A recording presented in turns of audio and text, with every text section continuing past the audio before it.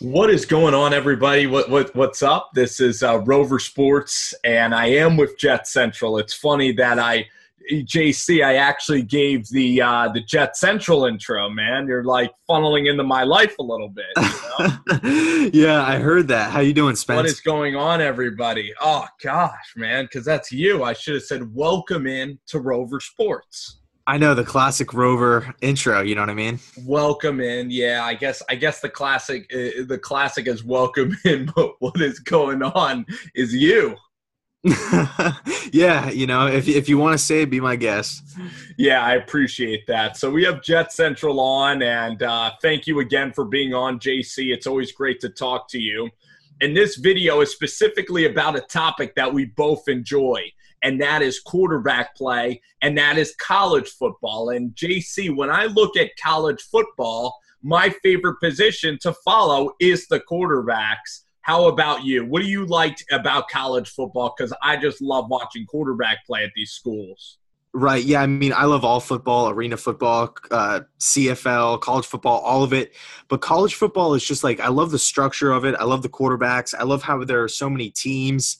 The chance of the underdog upsetting the top dogs. It's crazy how everything works.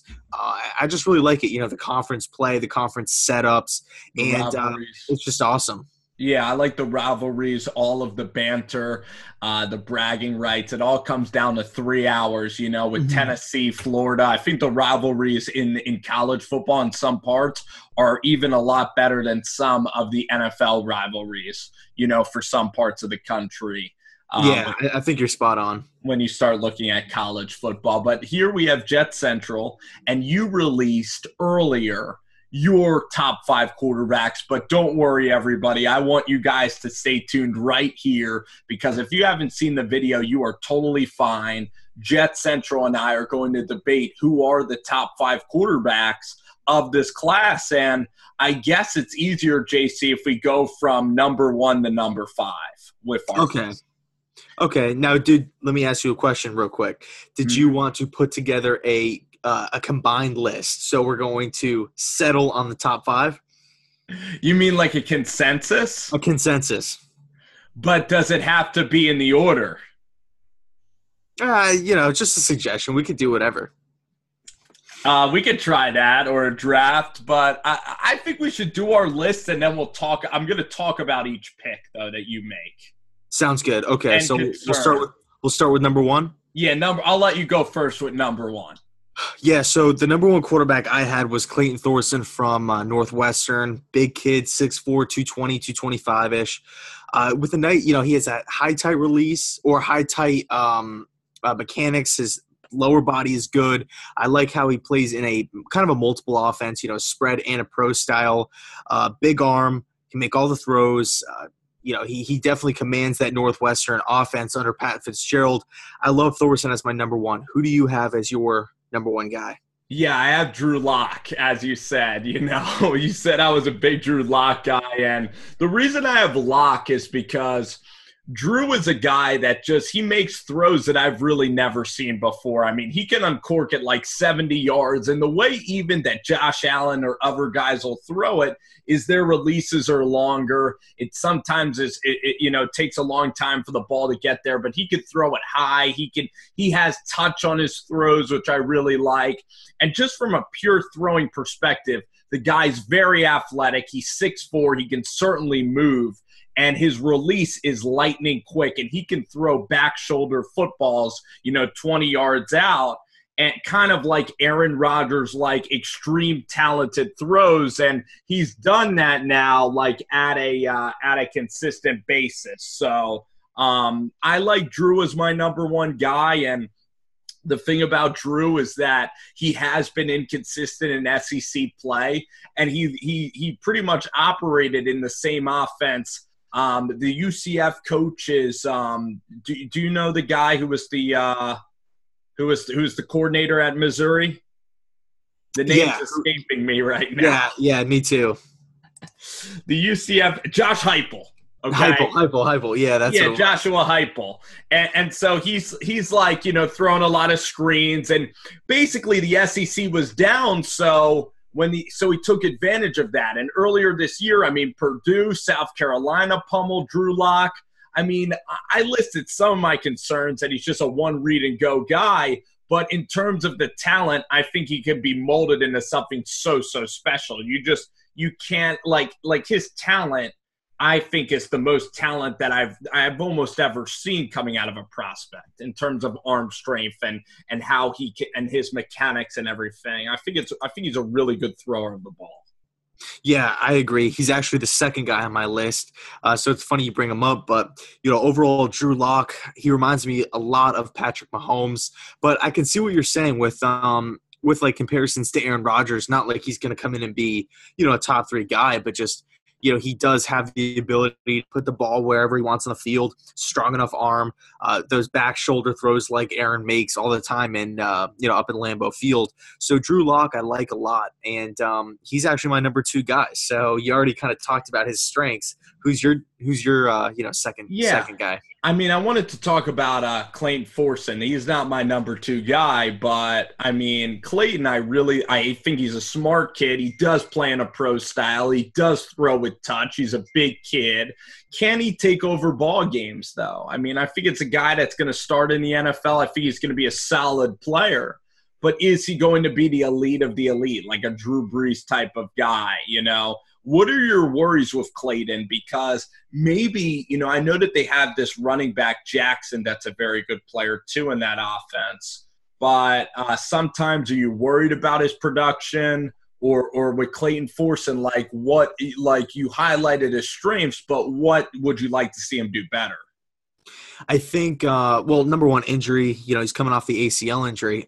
But I think the big thing with Thorson is that I don't know if he can carry the offense, right? I don't know if he could be the Aaron Rodgers, the Cam Newton, the Drew Brees in the NFL. Okay, I think he's more – I don't want to call him a game manager, but I think he's more of a plug-and-play guy. He'll make you better, but he's not going to go upgrade the team by like leaps and bounds, if that makes any sense.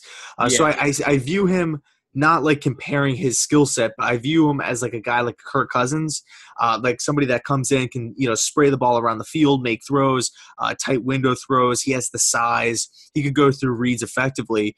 But as far as really just putting the team on his back, if Thorson is like the number 1 pick, I don't know if he's going to have that much success early on.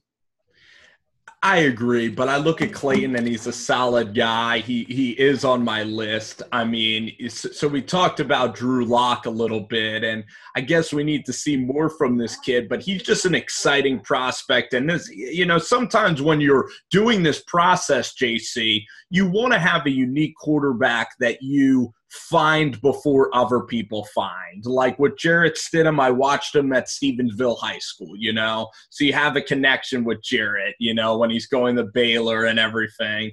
So sometimes JC does that factor in, like getting to know a guy, early in his career and like following him up from the ground up. Yeah, I think that definitely plays a big part, but I feel like you have to be realistic and you have to be fair amongst all the prospects. But we actually both have like the connection with Justin Herbert. We've known about this guy for a long time, from Oregon, 3-star dual threat QB. This guy's kind of been under the radar if you're not an Oregon Duck fan. And I'm just really, really, really excited to kind of see him coming back, finally healthy, 6'6", a lot of potential. He's my number 3 guy coming in with this new head coach that Oregon has. So I cannot wait to see what the Ducks do. Yeah, Mario Cristobal's coming in. I think he was on the staff last year. Herbert is number 2 for me, and Thorson is number 3 in my listing. The thing I love about Herbert is from like a intangible point of view. The guy is like a very kind of quiet character. If you ever see him interviewed, he's very matter of fact. And I know he's going to be a very coachable kid when he gets to the NFL. And I like how fast he is. I think he's incredibly athletic. And the thing about Herbert that we have to remember, JC, is the first year he had Mark Helfrich. So that was the last year that of Mark Helfrich's time there. And he did well in some games. He put up some points. I think he was still battling, I believe, to get in at quarterback at that time. There was another quarterback there. what was it, Dakota Prukop or somebody. Yeah, Prokop or You remember? I know who you're talking about. Through like Romo, Dakota Prukop. Yeah, and then last year he had Taggart, right? And everything was going well, and I think he had an injury in the middle of the year or something. If I'm not mistaken, he missed some time. Yeah.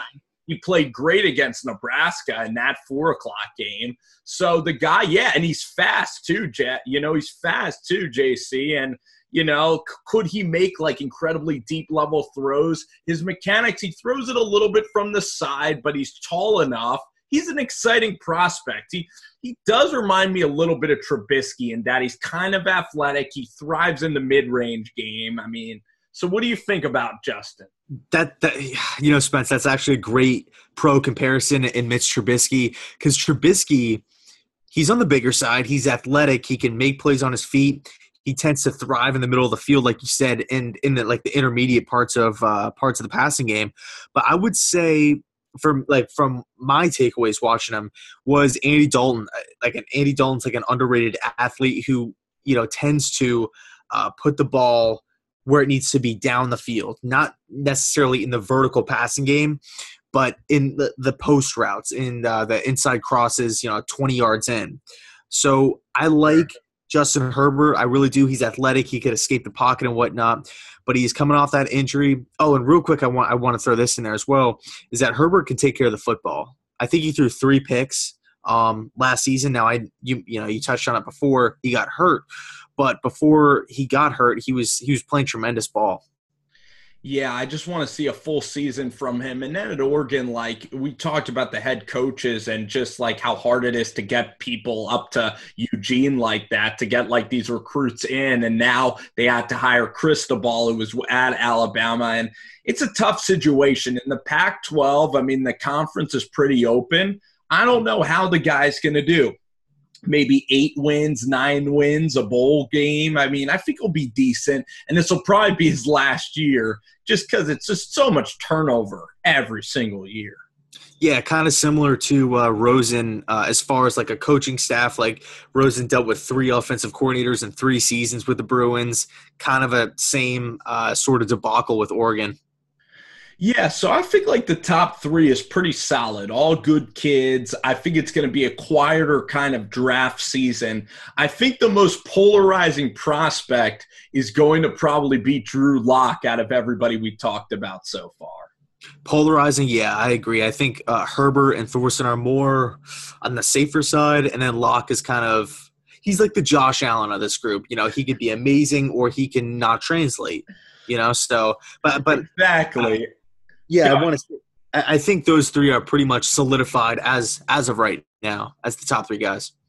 Absolutely. Yes, I am going to say yes. Now, the next guy that I'm going to put in my list, I know your 4th guy, but I am putting in a wild card. I think that this guy could climb the boards to possibly going like in the top 3, and it's someone we don't know that well. So it's someone that I'm going to throw out, and I'm not in love with any of the other prospects that we have left, honestly, but I think Daniel Jones from Duke is a guy that's 6'5". He's a junior. We don't know too much about him, but I trust David Cutcliffe so much. I watched an hour of Cutcliffe. He makes Eli and Peyton Manning. They go back to Duke every year to do like footwork drills, and Cutcliffe is pretty much the football father of the Manning family of quarterbacks. And Jones is a talented kid. He's 6'5". He has all the size. He can throw. He's smart kid from Charlotte. So yeah.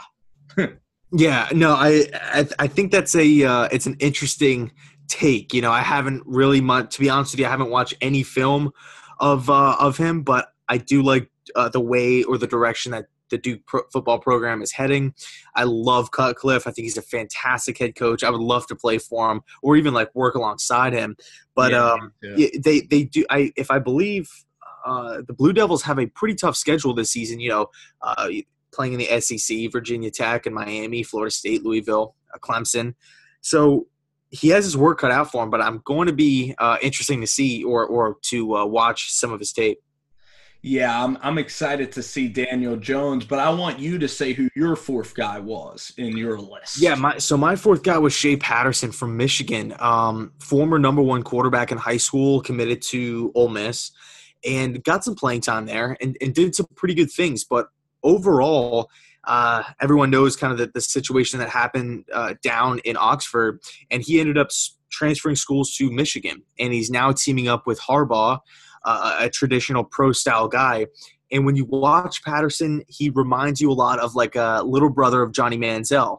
He's on the shorter end. He's kind of lean and thin, or yeah, he's a thinner quarterback. He's not like a Darnold or an Andrew Luck style of quarterback. He's thin, he's quick, he's agile, and he has a solid arm. But I would say the concern with Patterson is this guy just a throw it all over the yard, spread quarterback, run, make plays, backyard quarterback, or can this guy really just translate into this pro style that Harbaugh is going to be running in Michigan? I think he's talented to do that, but only time will tell because he's not that big. On the measurable side, I think he's 6'1" or 6'2". He's definitely not that big as far as weight goes. Yeah, I look at Patterson and I have to see if the guy can like honestly make the out route throws. I know that the guy like he does make some long throws like in terms of arm strength, but I haven't really seen him play in a system where he's dropping back and where he's making like those second level throws that you'll see Clayton make, that you've seen Justin Herbert do. Patterson is so wild to me, and I need to see if he has the arm strength like in between the numbers, outside the numbers, honestly, to see if he can get to the second level. He's so much fun as a college player. I think he should, unless he has an unbelievable year, I think he should probably stay in school maybe a year longer because he just seems so raw. And at Ole Miss with Phil Longo, actually, I was hearing that Phil Longo, the OC at Ole Miss, he only has like 8 plays. And it's strictly like Chip Kelly. It's strictly hurry up. And the thing about Shea is that, did you watch him his freshman year at A&M and how incredible he came out and the way he plays the game and the way he can hold the football? And he is just an electrifying player. He's like one of my favorite players to watch. And for college football, if he could take Michigan to new heights, kind of like Jarrett Stidham did, this is one of the biggest college football players probably of the next year, because Michigan fans are starting to be lukewarm about Jim Harbaugh, and this guy kind of needs to prop up Jim Harbaugh at a time when he really needs it. Yeah, well, what better kid to do it than the former 5-star number one dual threat recruit in the country? In Shea. Yeah. But the way that Shea kind of operates, isn't it too freelance? It's very freelance. That's why for the NFL game, it's going to be interesting to see what'll happen with him. Right, and that's actually one of the reasons why I left Ryan Finley off the list. I mean, I have a few concerns with him, but as far as that system goes, it's just a little I know you touched on it before, kind of one read, 2 reads on the same side of the field. It's not so much full field reads. I mean, of course, you have some plays in the playbook that are, under center and drop back plays. But this is going to be a huge year for Patterson because there's no other I believe at this point next season we're going to know if Patterson can play in a pro-style offense. He's not going to have any question marks because we're going to find out playing, in the Big Ten, good defenses, and under Jim Harbaugh. So you're right. Did you mean Ryan Finley or Jarrett Stidham? I meant Ryan Finley. So he doesn't play it. I didn't know that. It looks like it's a pretty complex pro style NC. To me, yeah, I mean, I guess I could talk about Ryan Finley. I left him off the list because just a few things. I just feel like the inconsistency, I don't really think you know what you're going to get from week in, week out. The velocity in the ball, I just don't feel like it's not there. He does have good arm strength, but as far as just pure velocity goes, I don't know if he possesses that elite speed, if you will. So, a couple questions, and then I watched him against Florida State, watched that game live, and he didn't look that good, especially early on. And Arizona State, he made some throws here and there, but overall, I'm just not sold on this guy being like a first-round quarterback. It's funny when you watch. It depends the game you watch. Like, I watch him against South Carolina, and, like, that's the one game I really dialed into watching him, because a lot of times with college ball, I'm trying to do this better. I'm trying to watch as many games as I can, and a lot of times you'll just kind of zero in on one of the games. But Finley, too, the real knock on him that I see is that he just can't escape. He's just not that athletic. He's just slow. He's just slow of foot, when I look at Ryan Finley there. So he has some question marks. That's Ryan Finley of NC State. But now rounding out the list we listed my fourth was Daniel Jones. So at number 5, this is where the great debate kind of lies. I know I'm not going to put Shea on my list, but Shea can climb up the list. I'm going to put Jarrett Stidham on the list. And Fair enough. Yeah, Jarrett was close to your list anyway. Jarrett's a guy that has a really long release. It is super long. Against UCF, he threw some devastating interceptions. Against Georgia, the second time he played, I thought he did improvise and make some really good plays. He would drive the ball, but then he would definitely turn it over at costly times. And I look at Jarrett, you alluded to this in your video. He either throws a screen or it's a 40-yard bomb. There's not much in between. But I do like the mobility. I do like the arm on this guy.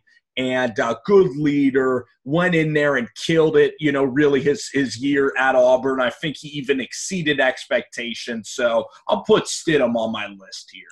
Yeah, I like Stidham. He barely missed my list, but he does do a lot of good things. He has the size, he has the arm strength, he has the I guess the label of a winner on him because he dominated at Baylor and now he's doing his thing at Auburn. But my fifth guy is Will Grier from West Virginia. Both kind of coming from weird systems that don't really translate to the NFL. But what I believe separates Grier from Stidham is his consistency with throwing the ball downfield. Grier has a lot of 15-plus yard throws, and he connects on a lot of them. He does do a pretty good job of just taking the top off the defense and really just stretching it and making the safeties kind of play back on their heels, where I feel like Stidham at a consistent level, it's just not there. I mean, of course, he'll connect every once in a while, but that's just not the system that Auburn runs.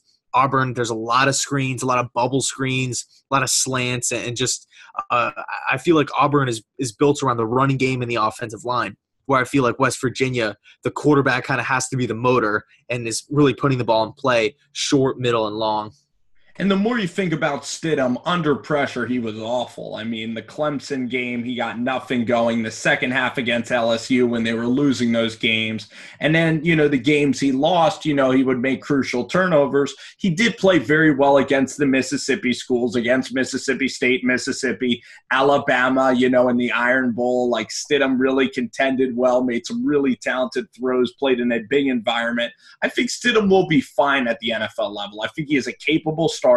Will Grier's a guy that I absolutely love watching play football. I'm just concerned about, at the NFL, it's the one thing with Will Grier is his arm strength going to be elite? He kind of reminds me of Mason Rudolph in that sense, but can he make the out route throw? The thing I love about Grier is that he's impatient, like you say. Like he shows an urgency when he plays the game. When I watch West Virginia, I always love the throws he attempts down the field. He never shies away. He'll hit you with a big bomb, and it's pretty funny. That guy, David Sills, was actually his leading receiver at 14 years old, was like a top quarterback recruit to USC.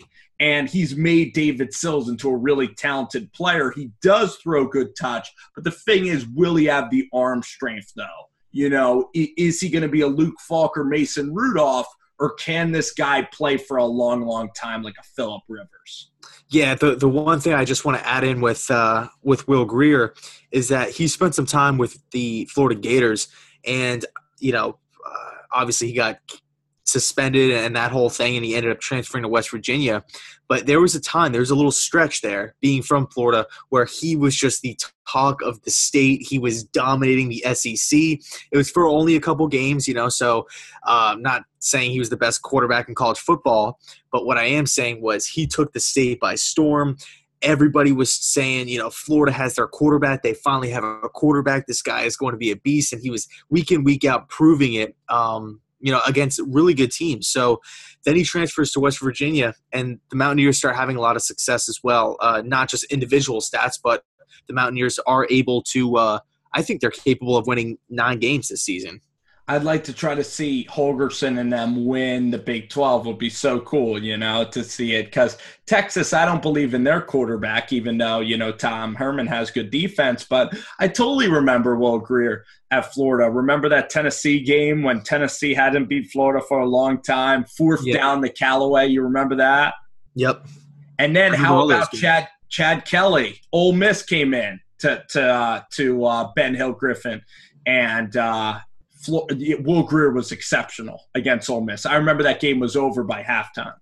Yeah, Will Greer was he was a rock star in the state of Florida. I mean, this guy was literally the talk of the town, and every Florida Gator fan, they were just instantly sold. And then there was another quarterback on the roster named Trayon Harris from Florida, and he was a big high school recruit. I believe he played at American Heritage. Correct me if I'm wrong, but he dominated in high school when he came into UF, and he had a lot of hype around him too, just as an athlete. And then Greer beat him out and was just dominating, and he was a rock star. I mean, that's kind of he has the hair like he looks like Whitehurst.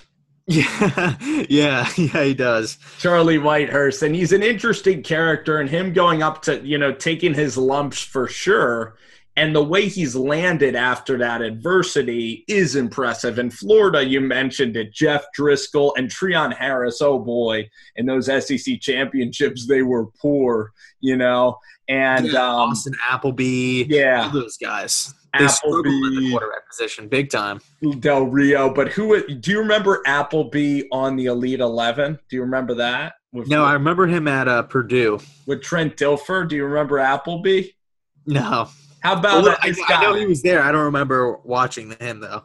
How about Neil Burcham? He was the year with Jameis Winston. You remember that? Nope. Did you see the Jameis Winston Elite 11? No, because before that, before that season, I wasn't really that invested in the elite. Like, I didn't really dive into watching that and stuff like that. I would just read about who's doing well, who ended up winning, the competition and whatnot. So you saw Tagovailoa though. You saw that one. Yeah. And Tua crushed that Elite 11 over Malik Henry or I don't even know who he was playing against. Maybe Trevor Lawrence. But it was Lawrence and I believe Fields. Oh, Lawrence and Fields. Yeah. It was Fields in that last competition. It was Fields against Tua. Yeah, I think Tua's older actually. Okay. Yeah, I know they're both. Yeah, he is actually 1 year older. He should be. So the thing is, man, is that I look at this quarterback class, and in terms of guys that can really be elite, I mean, you have some interesting guys like Drew Lock can certainly be elite. Clayton Thorson can play for a long time. Herbert, I think. So our top 3 is pretty solidified.